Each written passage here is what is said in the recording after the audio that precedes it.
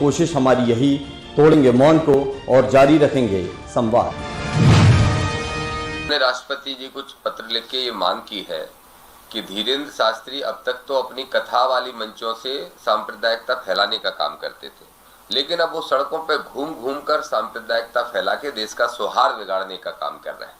कुछ दिन पहले उन्होंने बुंदेलखंड में यात्रा की थी, अब उनका साहस और बढ़ गया जब उनको वहां नहीं रोका गया, तो अब दिल्ली से वृंदावन तक जा रहे हैं 7 तारीख से 16 तारीख के बीच में, और हिंदू एकता के नाम पे ये आह्वान कर रहे हैं कि इस देश को हिंदू राष्ट्र घोषित किया जाए।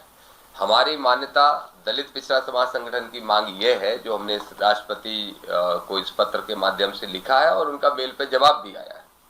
हमारी मांग ये है और हमारी मान्यता ये है कि भारतीय संविधान के अनुसार ये देश धर्मनिरपेक्ष है, ये राष्ट्र धर्मनिरपेक्ष है। इस राष्ट्र की खूबसूरती ही हिंदू, मुस्लिम, सिख, ईसाई आपस में है भाई भाई, इस वाले नारे के साथ है। और ये बात भी माननी पड़ेगी कि अंतर्राष्ट्रीय स्तर पे भी इस देश को अगर सम्मान मिलता है, दूसरे देशों से ज्यादा सम्मान मिलता है, तो गौतम बुद्ध के देश होने के कारण मिलता है, महात्मा गांधी का देश होने के कारण मिलता है, बाबा साहब अम्बेडकर का देश होने के कारण मिलता है, और हिंदू, मुस्लिम, सिख, ईसाई एकजुट होकर रहते हैं, इस कारण से मिलता है। क्या करना चाहते हैं धीरेन्द्र शास्त्री? धीरेन्द्र शास्त्री इस देश को तोड़ना चाहते हैं। इस देश में फिर से सांप्रदायिकता फैला के जैसे बाबरी मस्जिद के समय हुई थी, वो माहौल बनाना चाहते हैं। इसलिए हमारी मांग है राष्ट्रपति से कि तत्काल प्रभाव से धीरेन्द्र शास्त्री की इस यात्रा को रोका जाए, और अगर राष्ट्रपति जी के यहाँ से भी कोई ठोस कार्रवाई निकल टीम ने तैयार कर लिया है, हम कोर्ट जाके उनकी यात्रा को रुकवाने के लिए पूरा प्रयास करने वाले हैं। अब ये यात्रा चूंकि दिल्ली से निकल रही है, अगर ये मध्य प्रदेश में हो रही होती तो फिर हम आमने सामने भी फिजिकली जरूरत पड़ती तो भी मुकाबला करते। किसी कीमत पर ये मंसूबे इनके सफल नहीं होने देंगे, ना देश में संविधान का अपमान होने देंगे, ना देश के टुकड़े किसी कीमत पर होने देंगे। ये हमारा प्रयास है।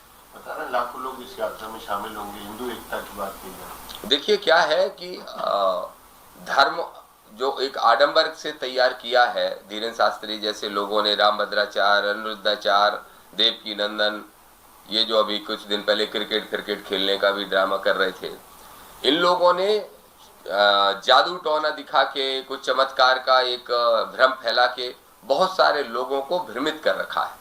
हम जैसे लोगों का काम है कि उनको जागृत करें, उनको रोकें। लाखों लोग शामिल हों या करोड़ों लोग शामिल हों, इससे मतलब नहीं है।